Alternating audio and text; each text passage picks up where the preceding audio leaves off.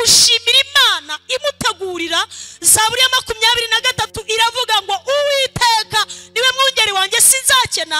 Ageze mu mirongo ye hasi yaravuze ngo Uwiteka we wanteguriye n'ameza mu maso y'abanzi banjye, igikombe cyanjye kigize gute kiraseseka. Uyu ni Dawidi aratekereza imirimo y'Imana akabona ntiyabibonye kuko yize, ntiyabibonye kubera afite akazi keza gusa, ahubwo yabibonye kubera amaboko y'Imana. None ntubikoze mwijuru nta kalendari bagira, mwijuru nta myaka ibayo, mwijuru ntibabizi ko ushaje, mwijuru ntibabizi waya. Mubanye neza kuko iguha umuceri, mubanye neza kuko iguha kawunga, mubanye neza kubera ko ucuruza ukunguka. Ariko se mwisi y'umwuka, njyewe wa kera wambaraga akajipo kamwe n'agakweto natiye, njyewe wa kera wararagaho mbonye, ugasanga nibwo nari mfite umutima muzima Imana yishimira kuruta uko ndara muri etaje. Ntacyo bimaze gutunga imyenda myinshi muri varize na garderobe, kwambara ibitenge uhinduranya, umubiri ukabusa neza, ariko mwisi y'umwuka ugawa. Ureka Imana izakwiturira abantu ibyo bakoze, n'Imana yitura umuntu ibingana n'ibyo yakoze. Hari ibintu bitatu mukundira byiza Yesu yamishuriye. Isashimwe. Haleluya. Reka mufashe duhe Imana icyubahiro kubw'uyu mugoroba. Haleluya. Amahoro y'Imana nabe muri mwe. Nitwa Joseline Mukatete, ndi umukobwa, ndi umukristo wo mu itorero rya hano mu Gatenga, hano hirya gatoya kuri paruwase. Murabizi ko duhuje paruwase. Urumva ko ntari umushyitsi cyane, mushumba n'umwe, ibyiringiro ni bimwe na Kristo n'umwe. Twese twaje tudashoboye, ariko Imana niyo dushoboza. Yahamagaye abagaragara nk'abatazi ubwenge kugira ngo ikoze isoni abanyabwenge. Pawulo yandika yavuze ijambo rikomeye, ntangiye gufashwa kandi munyikirize haleluya. Namenyira ibihewe munyikirize haleluya. Yaravuze ngo ijambo ry'umusaraba ngo ni ibintu bidafatika kubatize. Zaburi 143 murongo wa 5 n'uwa 6 aravuze ngo nibutse iminsi ya kera, nibwira ibyo wakoze byose, hekereza umurimo w'intoki zawe, nkuramburira amaboko, umutima wanjye ukugirira inyota nk'igihugu kiruhijwe n'amapfa. Amen. Ubutumwa bwiza uko bwanditswe na Yohana igice cya 12 murongo wa 3. Ubutumwa bwiza uko bwanditswe na Yohana igice cya 12 dusome murongo wa 3.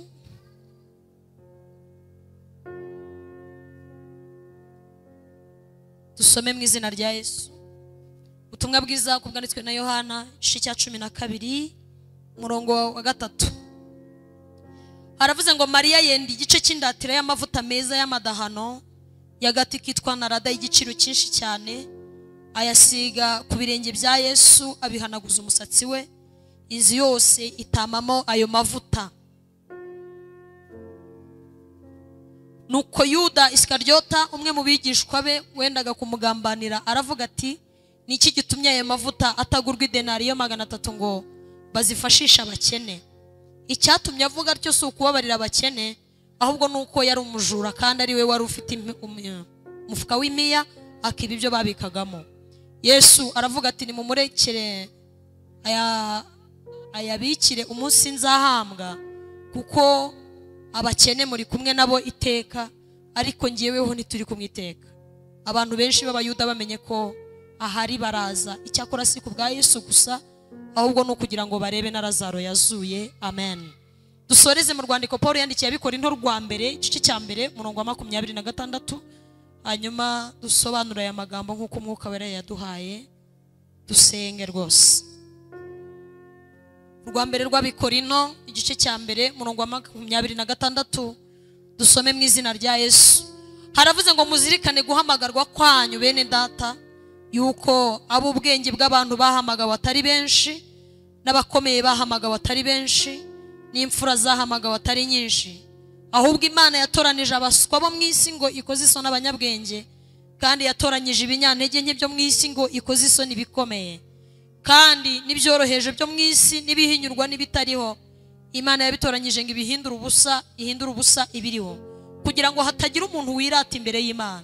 Niyo ibaha kuba muri Kristo Yesu, waduhinduriye ubwenge buva ku Mana no gukiranuka no kwezwa no gucungurwa, kugira ngo bibe nk'uko byanditswe ngo uwirata yirata Uwiteka. Amen.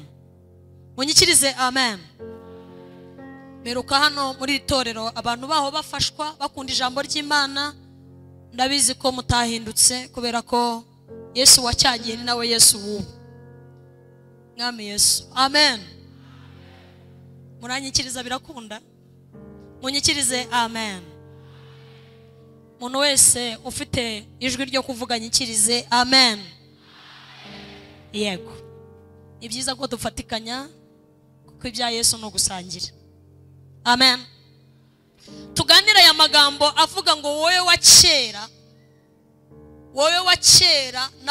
na wowe wubu ninde ushyitse mu by'agakiza.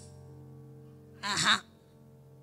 Wowe wa kera kuko turi mu ijambo rivuga ngo nibutse iminsi yanjye ya kera nibwira imirimo wakoze bintera kuguhereza icyubahiro.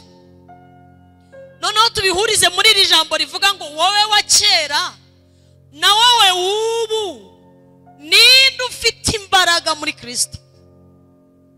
Aha. Ko muri kundeba neza. Haleluya. Wowe wa kera, ndashaka kuvuga kera mu buryo bubiri. Ndavuga kera mu mubiri, mvuge na kera mu mwuka. Wowe wa kera mu mubiri ubwo no guhuza amateka yawe tukayahuza na y'ubu tukareba ibyo Imana yakoze. Noneho duhuze na wowe wa kera mu mwuka, tumuhuze na wowe w'ubu mu mwuka. Turebere hamwe igice cy'umwuka, tunarebere hamwe igice cy'umubiri, turebe imirimo y'Imana. Haleluya. Yesu ashimwe cyane. Dawidi aravuze ngo nibutse iminsi yanjye ya kera, nibuka imirimo y'amaboko yawe, nibwira iby'imbaraga wakoze, nkuramburira amaboko, nsanga harimo uruhare rukomeye rw'imirimo yawe, nsanga harimo ukuboko kwawe gukomeye kwagendanye nanjye. Haleluya. Yesu mwene Dawidi. Haleluya. Iyo ndi guhuza ubuzima bwanjye ngewe Dawidi, hafata ubuzima bwanjye nyivuka ndi mu ishyamba nimikishwa amavuta, Sawuli ampiga nka nyice, kugeza uyu munsi nicaye ku ngoma ndi umwami w'Abisiraheli, ndibyo nshaka, nambara ibyo nshaka, ndara ku bitanda by'imyerezi. Duhereze Imana icyubahiro. Haleluya. Mwami Yesu, duhereze Imana icyubahiro. Haleluya. Dawidi arimo aratekereza imirimo y'Imana nkuko natwe turi mu giterane cyo kwibuka imirimo y'Imana, iby'Imana yakoze. Aritekereza, hari ijambo yaravuze ngo ubwo data na mama bazana. Uko biri kose hari ibintu Dawidi yaratekereje, birashoboka ko ababyeyi be bari baramutaye.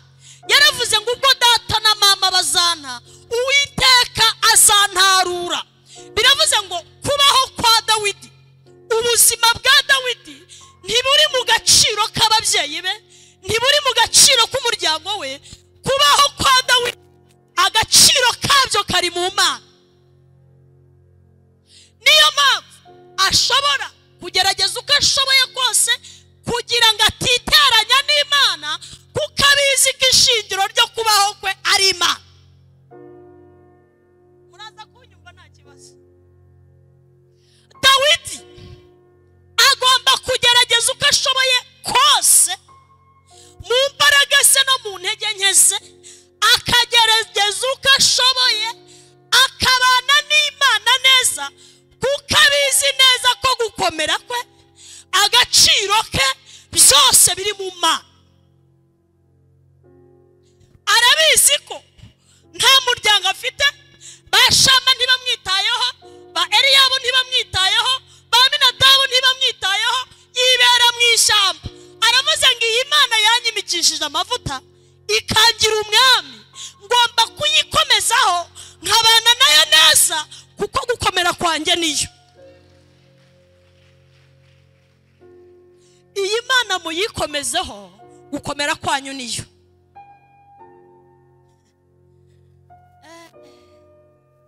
Amen. Aho ni kuri Dawidi mu mubiri.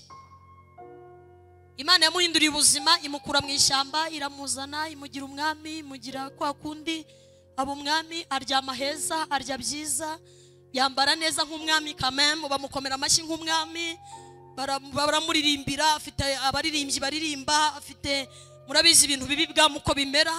Ariko gufata Dawidi wahoze mu ishyamba ukamuhuza na Dawidi w'umwami, ibintu byarenze intekerezo ze, ahita bihuza, ahuza aya mateka yo mu isi y'umubiri. Aravuga ngo nibutse iminsi yanjye ya kera. Dawidi yarabihuje abona ntibiri kuvamo, akajya yireba akavuga ubu ninjye Dawidi. Twari igihe Imana ikora ibintu ukajya wireba ukikoraho ukavuga ubu ni njyewe. Kwikora ukireba ko se ubu ni njyewe yakoreye bya bindi. Ni njyewe yambitse nta kazi ngira, ni njyewe igaburira ntaho mpinga. Murabizi ko i Kigali duhingisha umutwe. Hari umuntu ufite agasambu hano ngo azantwerere nza guhinga ibishyimbo, tukaduhinga hano. Kibaza umwaka urarangiye, iminsi 360 ndayirangije neza, njya ku manywa na nijoro ntaramanika imbabura, abana batarabuze minerivare,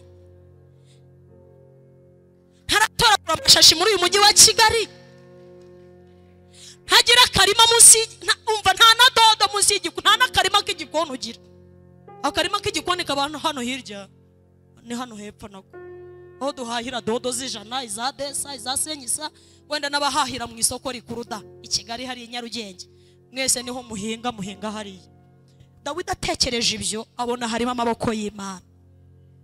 Hari abantu basanze harimo amaboko y'Imana ngo dukomere Imana amashyi. Amashyi menshi kwa Yesu, haleluya. Iyo ni imirimo y'Imana tudakwiye kwirengagiza. Ni Imana ibikora, ni Imana ibikora, ni Imana igira gute? Keretse abana bafite ba onkre n'abanti n'abatonto n'abadadi n'abamami, abo nibo bavuga ngo njyewe ni dadu ntunze, njyewe ni mama ungaburira. Ariko abimama bakipapa barabona amaboko y'Imana. Aho ni mu ruhande rw'umubiri kuri Dawidi, agomba gushimira Imana imutegurira. Zaburi ya 23 iravuga ngo Uwiteka niwe mwungeri wanjye sinzakena. Ageze mu mirongo we hasi yaravuze ngo Uwiteka we wanteguriye n'ameza mu maso y'abanzi banjye, igikombe cyanjye kigize gute? Kiraseseka. Uyu ni Dawidi aratekereza imirimo y'Imana, akabona ntiyabibonye kuko yize, ntiyabibonye kubera afite akazi keza gusa, ahubwo yabibonye kubera amaboko y'Imana. Ndashimira Imana ko ubuzima bwacu hajya haboneka mu kuboko kwayo. Ababonye ukuboko kw'Imana duhereza Imana icyubahiro. Yesu we muhereza Imana icyubahiro. Yego twabonye amaboko y'Imana, twabonye amaboko y'Imana. Aho ni mu bigaragara kuri Dawidi. Hanyuma rero fata Dawidi wo mu mubiri wa kera, wa Dawidi uba mu ishyamba, wa Dawidi utazi mayoneze n'umuceri, wa Dawidi ibindi biryoha n'ibikira, ifiriti n'inyama. Fata wa Dawidi ukuntu yabanaga n'Imana, umuhuze amaze kuba umwami. Twagiye mu mwuka, navuze ngo turiga ijambo rivuga ngo wowe wa kera na wowe w'ubu ninde ufite imbaraga mu gakiza, ninde ukibanye neza na Yesu. Urabona ngo twebwe ngo turi i Kigali ngo turakaze, ngo dusige dusengera muri etaje, ngo dufite ngo n'ibintu ngo bikaze. Ariko wowe kera ugasanga ari wowe Imana yishimiraga kuruta wowe w'ubu.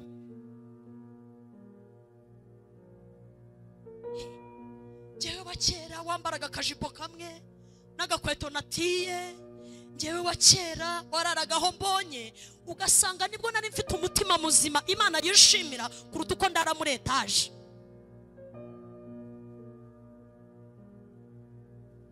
njyewe ubu ndi mwiza mu mubiri kuko imbanye nisize agapuderi nisize utuvuta twiza nambaye agakanzu gashya uravuga uti voilà nguyu Joseline.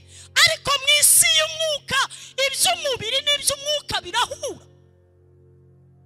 Kuba nzi kuvuga Icyongereza, kuba mfite akazi keza muri office, kuba ncuruza nkunguka, kuba mpinga nkeza, kuba niga mu Burayi, kuba ndi muri Amerika, ibyo bitumye Imana inezerwa. Kumundeba neza. Haleluya.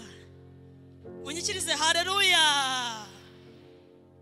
Nibutse iminsi yanjye ya kera, nibwira ibyo ukoze wa Mana we, mpitamo kukuramburira amaboko. Uyu Dawidi hari ibintu bitatu mukundira byiza Yesu yambishuriye turi buganiriremo hanyuma nkasenga. Nubundi byose sinabirangiza.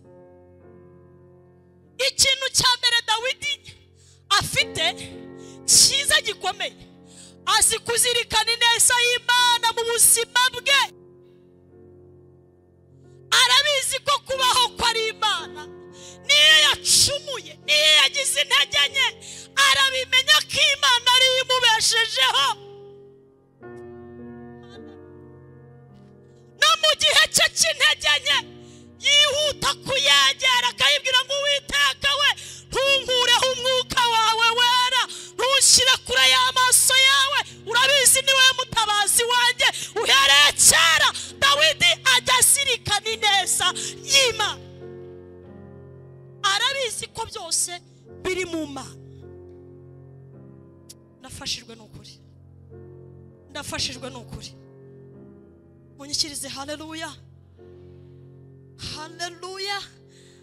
Dawidi azi kuzirikana ineza y'Imana, arabizi ko kubaho kwe ari Imana, arabizi ko Imana imutaye ntacyo yasigarana. Uyu mugoroba Imana ibahishurira ineza y'Imana. Nari mbasabiye ngo uyu mugoroba Imana ibahishurira ineza yayo, mumenye ko kubaho kwanyu ari mwebwe. Kabiri kiranga Dawidi, ni umugabo uzi guca bugufi. Uzi kugira gute? Kanyikirije ko n'abakunzi. Umugabo uzi guca bugufi. Umunsi umwe igihe asambanya Mukawuriya, akicisha Uriya, Imana yamutumyeho umuhanuzi Natani. Iramubwira iti warampemukiye wa mugabo, duherukana ufite umutima mwiza udakora ibyaha, ariko urampemukiye Dawidi we, wicishije Uriya, usambanyije umugore we, none kandi warakomeje uraririmba Dawidi. Uzi ko Dawidi yakomeje akandika Zaburi. Ngakimara kumenya ko icyaha cye cyamenyekanye, ngaki imbere y'Uwiteka Zaburi ya 51, arayibwira ngo mva nkubwire Uwite, njye nawe turaziranye, niwe wanyikuriye mu ishyamba, unyimikisha amavuta ntabigusabye, none nakoze icyaha kuko nkuzi nkaba nzi umutima wawe. Nzi umutima wawe, nzi uko utaye, nzi kugira imbabazi nyinshi, nciye bugufi nk'umwana wawe, umbabarira ibyaha nakoze, unkureho inyama y'umuntu, unkize urubanza rw'inyama y'umuntu, umbabarira icyaha. Abwira Imana, Dawidi azi ingingo, abwira Imana ngo urabizi ko navukiye mu byaha. Arabwira ngo kandi ibyo byabereyeho ngo kugira ngo werekane ko wera. Ngaho uca urubanza nk'Imana, ushyira imbabazi zawe ku munzani, ushyira icyaha nakoze ku munzani, urebe icyaha nakoze, urebe n'imbabazi zawe. Ikiremera kurusha ikindi aba ari cyo ukora. Ngo Imana ishyize imbabazi ku munzani, ngo isanga imbabazi zayo ni nyinshi cyane. Ayo mashina ya Yesu se haleluya. Ngishyira imbabazi ku munzani, ngo isanga imbabazi zayo ni nyinshi. Niho yaririmbye aravuga ngo nimushime Uwiteka kuko ari mwiza, kuko imbabazi ze zihoraho iteka byose. Uyu mugoroba Imana ibaha umutima uciye bugufi, muri Yesu haracyarimo imbabazi. Muri Yesu haracyarimo imbabazi. Imana iduha imitima iciye bugufi. Yego tugaruke kuyishima ariko dufite n'imitima icishijwe bugufi. Icya gatatu kiranga Dawidi. Bana we, n'umugabo utajya wihorera ku banzi be.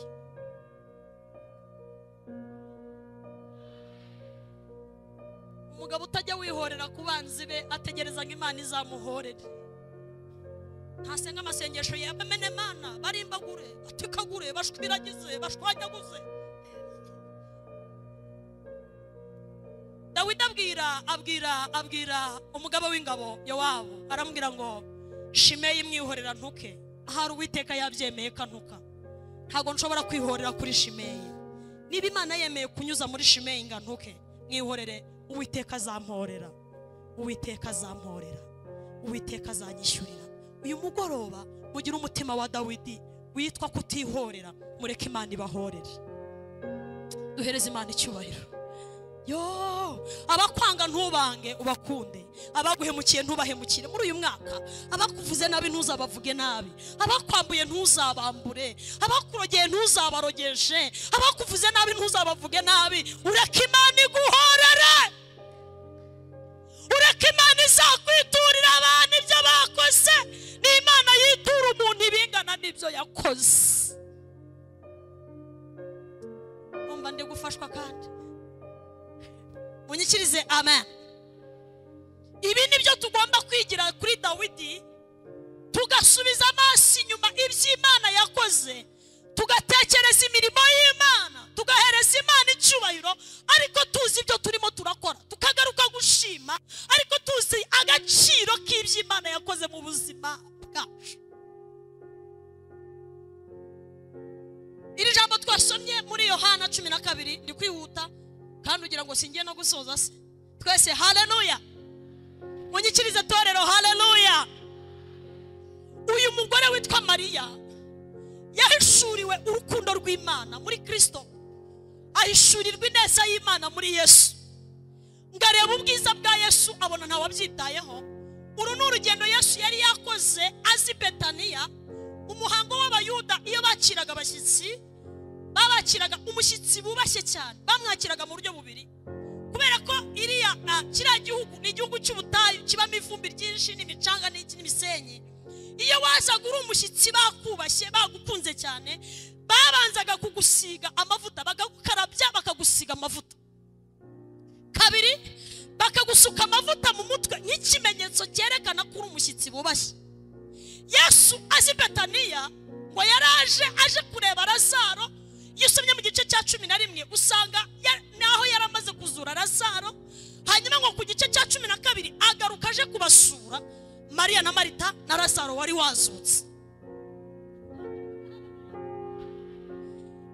Hanyuma Yesu yinjira muri iyi nzu y'uwitwa Simoni w'umubembe i Betaniya. Ahageze nk'umushyitsi mukuru, ntawamukarabije ibirenge, nta n'uwamusize amavuta mu mutwe, babifata nk'ibintu bisanzwe. Uyu mugore witwa Mariya ngasirikanye neza ya Yesu. Ndashima Imana ko twagarutse gushima, ako twakomera Imana amashyi byakunda se. Uyu mugore ngasirikanye neza ya Yesu, ngamenya amakuru ko Yesu yaje i Betaniya, ngafata amavuta meza agati kitwa narada, ngayashira mu icupa ajya kureba Yesu ahantu ari. Harabaye ngo nkurikije neza ya Yesu. Haleluya.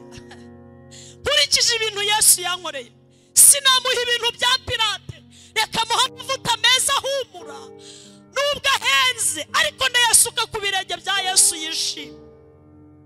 Ujye ugaruka ushime, ujye ugaruka ugire gute, ujye ugaruka ushime. Iki gice munyikirize haleluya. Ego mujye mugaruka mushime, namwe munyikirize haleluya. Korari munyikirize haleluya.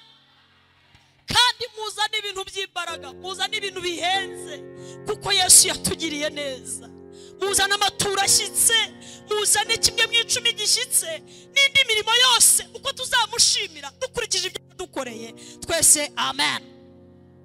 Arasa arakomanga ngo banga kumuha karibu, arakomeza arakomanga ngo bamwima karibu, ngo kugeza igihe yabarembereje baramwe ngo ngahinjira nta kibazo. Ngo bari bafite amakuru ye kuyu mugore ngo yari umunyabyaha cyane. Abaje gusenga haleluya. Umunyabyaha ari kuzirikana icyo Yesu amaze. Amen. Yesu we ndafashijwe pe.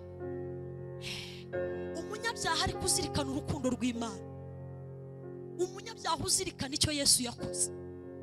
Ngazana amavuta arayazana, asimbuka Petero, asimbuka Yohana, asimbuka buri ntegereza ko buri wese yirebaga akavuga ninjye bagiye gusiga ayo mavuta. Reka arababwira ngo ndayasiga umwami wanjye wangiriye neza, tumuhereze icyubahiro. Watugiriye neza akwiriye icyubahiro. Ngarihuta ngagera aho Yesu yicaye, ngo bagiye kubona ngo babona ayamumennye mu mutwe, ngayanda yamumena ku birenge, ngamuhanaguza umusatsi. Hari ibintu bitatu Yesu yamishuriye kuri uyu mugore nshaka kuvuga. Icyambere ni urukundo rukomeye akunda Yesu, akumva ibintu byose by'agaciro yabihereza Yesu, akumva yamuhereza ibintu byiza byose ku buzima bwe. Uyu mugore nta kindi kintu cy'agaciro yari afite kiruta aya mavuta. Urukundo akunda Yesu rwamuteye gufata iby'agaciro ajya kubishyira Yesu, akora ibintu abandi bantu batakoze. Uyu mugoroba Imana iguhishurire ikintu wakorera Yesu abandi batakoze. Yesu we, haleluya. Ingoma yawe niyogere, niyo abana b'abantu yarogeye.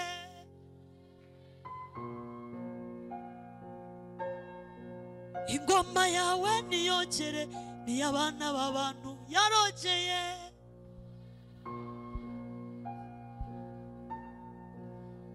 Ingoma yawe niyogere, niyo abana b'abantu yarogeye.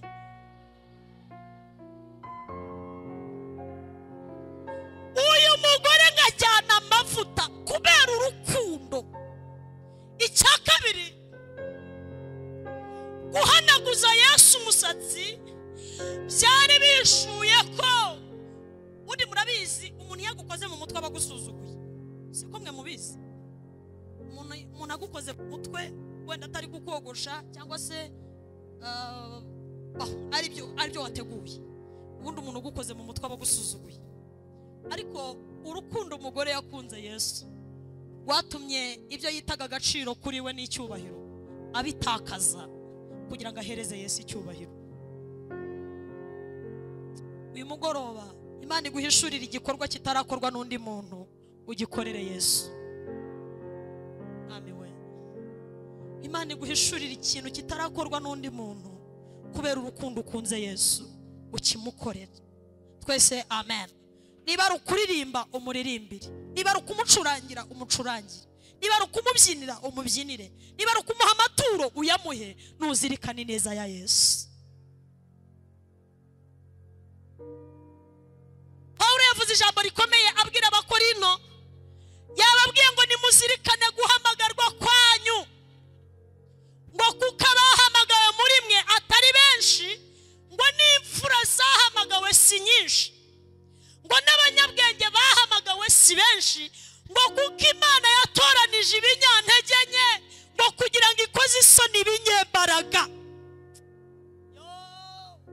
Yatoranije Dawidi, yari ifite abandi bantu bakomeye yatoranya, ariko itoranya ibyoroheje kugira ngo ikoze isoni ibinyembaraga. Imana ntihamagara abashoboye, ahubwo Imana ihamagara bizashoboza. Kandi aho bafashwa cyane niho ndi buke. Nari mvuze ngo Imana ntihamagara abashoboye, ihamagara bizashoboza. Nukuri twese twaje tudashoboye, ariko Imana yaradushoboje. Amashyi menshi kwa Yesu. Twese twaje tudashoboye, ariko Imana niyo idushoboza. Yahamagaye abagaragara nk'abatazi ubwenge kugira ngo ikoze isoni abanyabwenge. Pawulo yandika yavuze ijambo rikomeye, ntagiye gufashwa kandi munyikirize haleluya. Namenyira ibihewe munyikirize haleluya. Yaravuze ngo ijambo ry'umusaraba ngo ni ibintu bidafatika kubatize. Ijambo ry'umusaraba ngo ni nk'ubusazi kubatize, ariko kuri twebwe abakizwa.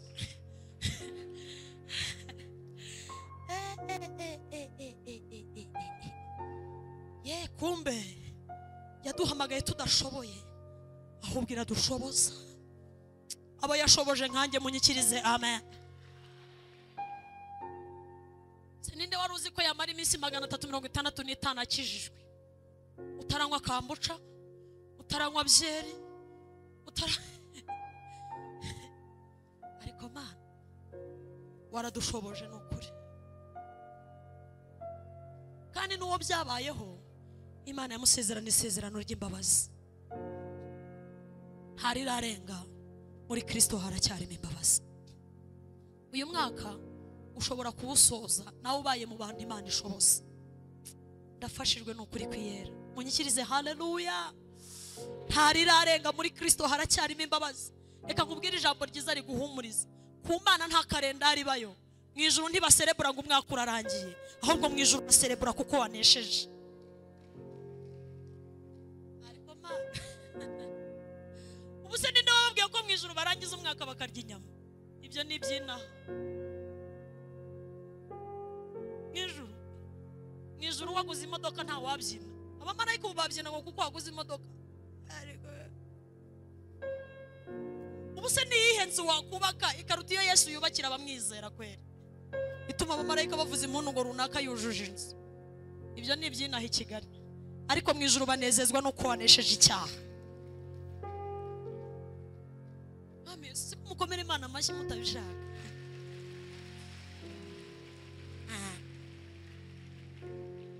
Ubuse mu ijuru bavuza impundu kuko wakoze ubukwe. Ngo Mana umwaka urangiye utankoreye ubukwe, urahemuka Mana, ngo nta kigenda cyawe, ngo ndagusezeye, ngo n'ibitabo na Bibiliya ndabizanye, Mana ndagiye. Urabona ngo ibintu byose wavuze muri uyu mwaka Mana, ngo 2023 ukabushyizemo igifaransa ukagira ngo urayikanze, ngo 2023 wari warambwiye ko uzanyubakira, uzampa inzu, uzampa umugore, uzampa umugabo, none ntubikoze. Mu ijuru nta kalendari bagira, icyakora bazirikana icyo bavuze. Amashyi menshi kwa Yesu haleluya. Bazirikana icyo bavuze. Mu ijuru nta myaka ibayo. Mu ijuru ntibabizi ko ushaje. Mu ijuru ntibabizi waya. Bazi icyo bavuze, bazi icyo bavuze. Amahirwe yawe aracyahari. Tera cyane haleluya. Amahirwe yawe aracyahari. Amahirwe yawe aracyahari. Amahirwe yawe aracyahari. Ibindi ni imibare y'abantu bashyizeho. Kandi nushaka usaze nturuta Sara, nushaka usaze nturuta Aburahamu, nushaka usaze nturuta Hana, nushaka usaze nturuta Ndera, Elizabeth, nushaka ugera iyo ngiyo. Bazirikana icyo bavuze. Ariko mwakomeye Imana amashyi kweri ko byaba byiza. Bazirikana icyo bavuze. Imana yiyemeje no kujya muri risike z'ubuzima bwawe. Iravuga ngo nunyura mu mazi menshi nzaba ndi kumwe nawe, nunyura no mu muriro tuzaba turi kumwe, ariko nsohoza icyo navuze. Abantu bahari inyuma bakomera Imana amashyi bigakunda. Ego ndafashijwe nanjye akanubwa mbere ngahishuriwe nukuri. Ayewe mu ijuru nta kalendari zibayo. Mu ijuru nta mashanyarazi abayo ngo Kristo niwe mucyo. Umurimo bagira n'umwe gusa, ngo ni umurimo wo kuririmba. Kandi nanjye ningerayo nzaririmba. Ubu ntabyo nzi, ariko ningerayo nzaririmba.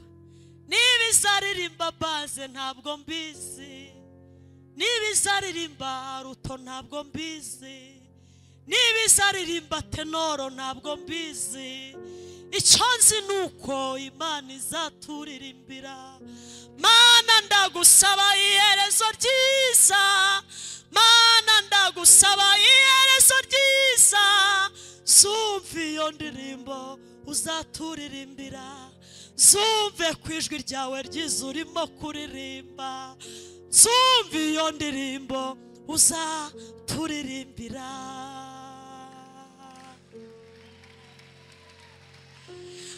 Haleluya. Wowe wa kera na wowe ubu wumva ari ndubanye neza n'Imana.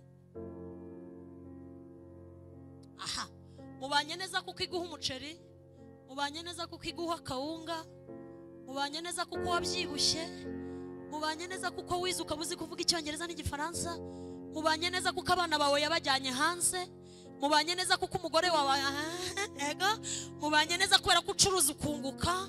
Ariko se mwisi y'umwuka, mwisi y'umwuka iyo ugeze ku cyaha witwara gute? Uyu mwaka uwusoje gute? Imana iguhereza imbaraga. Nari mvuze ngo Imana igira gute? Muhumure kuri Bonane, Imana izabaha inyama rwose. Murasa n'abantu bazarya inyama. Nutarya inyama wenda uzarya indagara, nutarya indagara wenda uzarya ifi, nutarya ifi wenda uzaburara. Ariko ejo ntuzongera ngo ubwirirwe. Ibyo ni inshingano z'Imana. Ariko se mwisi y'umwuka uzaba ubanye n'Imana gute? Ndasoje. Nibutse iminsi yanjye ya kera, nibwira imirimo y'amaboko yawe, uramburira amaboko. Ntacyo bimaze gutunga imyenda myinshi muri varize na garderobe, kwambara ibitenge uhinduranya, umubiri ukabusa neza, ariko mwisi y'umwuka ugawa. Ntacyo bimaze kuba usoje uyu mwaka Imana yaraguhaye umugabo, yaraguhaye umugore, yaraguhaye akazi, yarakwishyuriye minerivare, mu mubiri ukabusa neza, ariko mwisi y'umwuka ukabugawa. Imana ibahereza imbaraga, nanjye izimpe mu izina rya Yesu.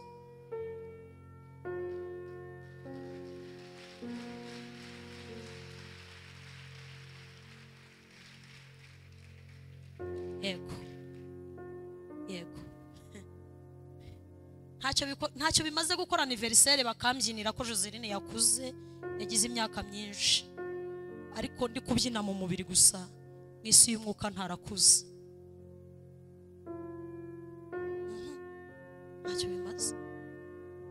Ntacyo bimaze kumara ibiryo by'Imana nkabirya iminsi 365 Imana ingaburira ku manywa na nijoro, ariko mwisi y'umwuka ntaho duhurira. Kandi numva ndi kuvuga ibikomeye. Haleluya. Ntacyo bimaze kuba Imana yaranyishyuriye minerivare, intungiye muri uyu mujyi wa Kigali. Nsa neza ibi bigaragara. Yarampaye imodoka, yarampaye inzu, yarampaye abana, inyambika.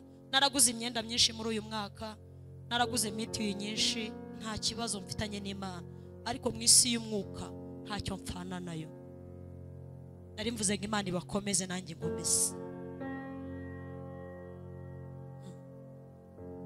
Mugaruke mushime ni byiza, ariko mumenye niyo mushima imibanire yanyu nayo, uko mubanye nayo. Uko mubanye nayo. Duhombeke amaso yacu dusenge. Muririmbyi yaravuze ngo umukiza niwe wankuye mu ishyamba, none sigaye mba mu murima we. Kubw'imvura n'izuba biva mu ijuru, nshobora kwera imbuto ashaka. Uyu mwaka usoze imvura y'umugisha igwa mu buzima bwawe, uhishurirwa Kristo, umenya Yesu, umenya icyo yakoze, umenya ko ari we ubabarira ibyaha byawe. Niwe ugukiza intege nke, niwe ukugirira neza ku manywa na nijoro. Itoze kubana neza n'Imana. Urimo urashira nshuti yanjye, urimo urasaza, urimo uragenda, iminsi iri kugushirana. Bwira Yesu ngo Yesu, uko umwaka ushira, uko ninjira mu wundi mwaka, niko nanjye ndi gushira. Ejo tuzaba tubyina ngo nanone dore umwaka urashize kandi n'undi uratashye, ariko umenya ngo uko umwaka ushira niko nawe ushira. Ariko uwizera Kristo azagumaho, uwizera Yesu azagumaho. Ariho none kandi azabaho n'ejo. Imana iguha umugisha. None si yo wibutse iminsi yawe ya kera ukayihuza n'iy'ubu, urumva ubanye neza na Kristo cyangwa byaranze? Ariko hari isezerano ry'imbabazi, hari imbabazi z'Imana ku buzima bwawe. Uyu mwaka ntuwusoze udakijijwe, uyu mwaka ntuwusoje utakiriye Yesu. Hariho iherezo ribi ku bantu batakiriye umwami Yesu. hariho ubuzima bubi ku bantu batakiriye Kristo. Yaravuze ngo ni nzira n'ukuri n'ubukingo, ntawe ujya kwa data ntamujyanye. Yesu niwe nzira duhuza n'Imana wenyine gusa. Uyu mwaka ntuwusoza udakijijwe, uyu mwaka ntuwurangiza utakiriye agakiza, uyu mwaka ntuwusoza utabyutse. Niba wari waraguye, ubwire Yesu ngo ndagarutse mu rugo rwawe, ndashaka kuba uwawe nanjye ukaba uwanjye. Uzamura ikiganza tukubwirire Yesu ko ukwiriye kongera ukabicyare mwigisha, ukinjira mu mugabane w'abana b'Imana. Uyu mwaka ukazawusoza ufite ishimwe rifatika ry'uko wasubiranye agakiza. Uzamura ikiganza cyawe tugufashe gusenga. Niba ushaka kwakira Yesu cyangwa wari waraguye wumva nta byiringiro by'agakiza biri muri wowe, ubuzima bwawe bw'umubiri bugaragara neza kuko Imana ikugaburira, kuko ikwambika, kuko ikora bya bindi byose, ariko mu isi y'umwuka wumva utabanye neza n'Imana, uzamura ikiganza cyawe tugufashe gusenga. Uyu mwaka uwusoza ufite amahoro menshi y'umutima. Umuntu ushaka kwakira Yesu azamura ikiganza, n'umuntu wari waraguye nawe azamura ikiganza, tumufashe gusenga. Imana ibaho umugisha, Imana ibaho umugisha. Ndimo ndababona Imana izakomeza gukora imirimo itangaje, ariko mwakire Yesu. Imana ibaho umugisha cyane. Reka tubinginge kubw'imbabazi z'Imana n'icyubahiro cyanyu mugomba muhaguruke muze musange hano, kandi nitubasuzuguye rwose muragumana agaciro kanyu, ariko muze tubafashe gusenga. Ni muze tubafashe gusenga. Ubugingo bwiza nahisemo nu abazamuye ibiganza baze tubafashe gusenga. Nta soni biteye, natwe niko twaje. Nukuri Imana izakomeza ikwambike, izakomeza ikugaburire, izakora byose nk'uko ibikorera abapagani, ariko ukwiriye kugira umuntu w'imbere muzima ubanye neza n'Imana. Ukwiriye kubana neza n'Imana muri iyi Kigali, kuko Imana niyo shingiro ry'ubuzima bwawe. Nabasabye ngo duhomeke amaso yacu. Wowe wa kera na wowe w'ubu, ninde ubanye neza n'Imana? Kera Imana itaraguha imyenda, kera Imana itarakugaburira, kera Imana itaraguha bya bindi by'umubiri twitwa ko bifatika, wari ubanye neza n'Imana gute? Uyu munsi ubifite, ubanye neza n'Imana gute? Tugaruke gushima, ariko dushima uwo tubanye neza. Tumuhe imibiri yacu ayitegeke, ingingo zacu zose aziyobore. Reka twakira abashumba basengere bene data. N'umuntu urimo hano waguye nawe aze tumusengere, ariko kandi Umwuka Wera afite imbaraga zo gusanga umuntu wese mu iteraniro ukabera hose icyarimwe. Imana ibaho umugisha mu izina rya Yesu. Hari umuntu udakeneye Imana muri twe? Imana turatayikeneye. Munyikirize amen. Munyikirize torero haleluya. Munyikirize haleluya. Imana uracyayikeneye nubwo wabyaye. Imana uracyayikeneye nubwo yakwambitse. Imana uracyayikeneye nubwo yakugaburiye. Imana uracyayikeneye nubwo yakwishyuriye amashuri ukiga ukaba ufite akazi. Imana uracyayikeneye nubwo hari bya bindi byose. Imana uracyayikeneye. Dukwiye kuyitwaraho neza kuko turacyayikeneye. Abanyumvise amen. Abanyumvise amen. Nubwo dushoje uyu mwaka, ariko Imana turacyayikeneye. Sibyo? Nanjye ndacyayikeneye.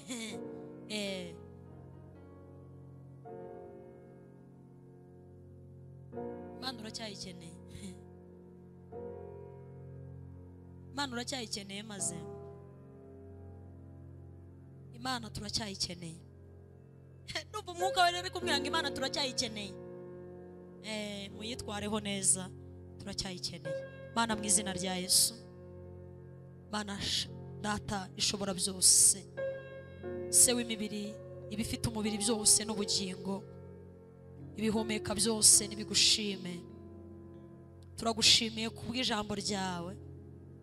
Dukwiye guhuza abatwebwe ba kera n'abatwebwe b'uyu munsi, tukabihuza mu mubiri ndetse no mu mwuka, tukareba uko twari tubanye n'Imana neza kera. Kera tutararya ngo duhage nk'uko tumeze, kera tutarambara nk'uko twambara, kera tutaraba mu mazu nk'aya tubamo, kera tukabihuza n'ubu dukunzwe, tukabihuza n'ubu abantu badusuhuza. Kera nta wadusuhuzaga. Tukabihuza n'ubu dufite stoke z'ibiryo, tukabihuza n'ubu tuzi kuvuga Icyongereza n'Igifaransa, tukabihuza n'ubu tuba mu nzu zirimo amatara, zirimo amashanyarazi, tugahuza ubwo buzima bw'umwuka bwa kera n'ubw'uyu munsi. Haleluya.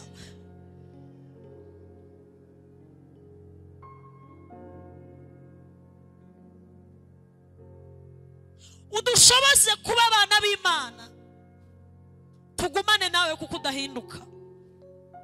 Twebwe turahinduka, ibihe birahinduka, imyaka iradusiga. Uyu munsi umuntu aba ari hejo agapfa, uyu munsi umuntu aba yishimye ejo akaba ari kurira, uyu munsi umuntu aba ashyingira ejo akaba ari gushyingura, uyu munsi umuntu aba abyina ejo umuntu akaba ari kuboroga. Dushoboze kubana n'Imana neza. Uyu munsi umuntu aba afite ababyeyi ejo akaba ari imfubyi, uyu munsi umuntu aba afite abamukomera amashyi ejo akaba afite abamuvugiriza induru, uyu munsi umuntu aba akunzwe ejo akaba yanzwe. Ariko abari muri Kristo Yesu bafite ibyiringiro by'ubuzima bwa none n'ubuzima busaza, kuko udahindurwa n'ibihe. Yesu, dushoboze kubana nawe. Kandi muri iki giterane cyagaruka ushime, ugarura ubugingo bwa benshi bwazimiye, imitima ya benshi wongere uyikomeze, abantu bongere bagwize imbaraga muri izi mpera z'umwaka. Tuzatangira undi mwaka dufite imbaraga nshya, tuzatangira undi mwaka turi ibyaremwe bishya. Urakoze Mana, ni wowe w'intege barambiwe kandi umuntu utibashije ukamwongeramo imbaraga. Tugukomeye amashyi menshi tugushimira, ababyeyi bakuvugirije impundu nyinshi. Uhabwe icyubahiro muri byose mu izina rya Yesu Kristo. Amen, amen, amen. Imana ibahe umugisha.